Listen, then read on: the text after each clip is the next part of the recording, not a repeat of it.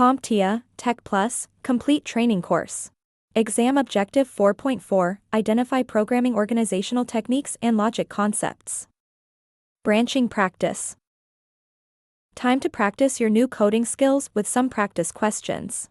These questions are specially designed to prepare you for the CompTIA Tech Plus exam. Each question will contain pseudocode represented in different ways. Remember, there are no hard rules on how to write pseudocode, and CompTIA likes to be a bit tricky, so it is best to be prepared for anything. Ready? Here is question 1. Examine the following pseudocode. If the variable num is set to 4, what will be the output? If you want to try and solve this question on your own, pause this video now. Otherwise, I will go through the code line by line. In line 1, we have an if statement, so we know this is the first part of a larger branching statement. Your first task is to evaluate if num is greater than 7, which is a false statement, as num is equal to 4 and 4 is not greater than 7.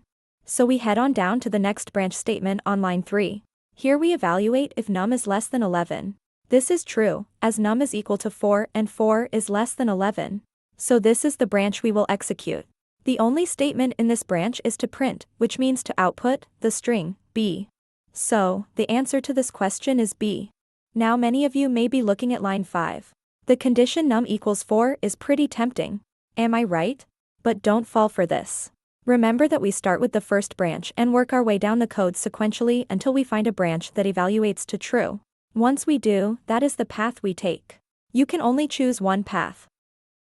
In this question, the computer never even considers the third branch containing the num equals 4 conditional statement, as it had already selected the previous branch.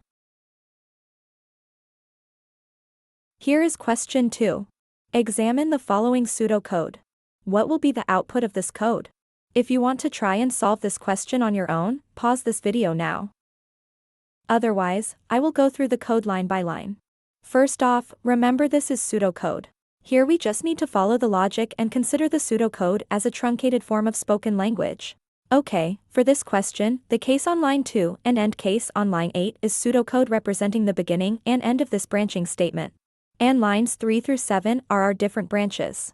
Knowing this probably makes this question seem a lot easier, doesn't it?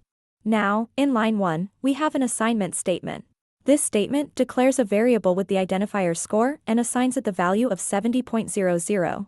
Line 2, case, opens our list of possible branches.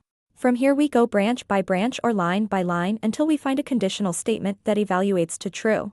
The branch on line 3 evaluates to false, as our score of 70.00 is not greater than 90. The branch on line 4 also evaluates to false, as our score of 70.00 is not greater than 80.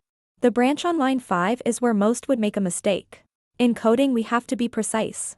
This branch evaluates to false as the score variable may be equal to 70, but it is not greater than 70. In computer programming, that is a huge difference.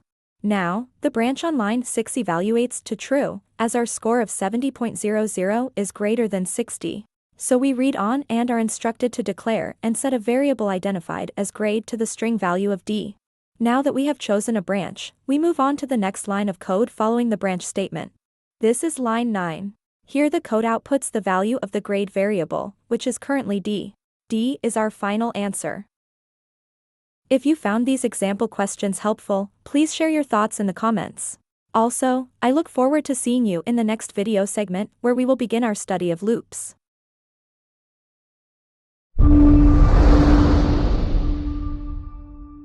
Thank you for watching.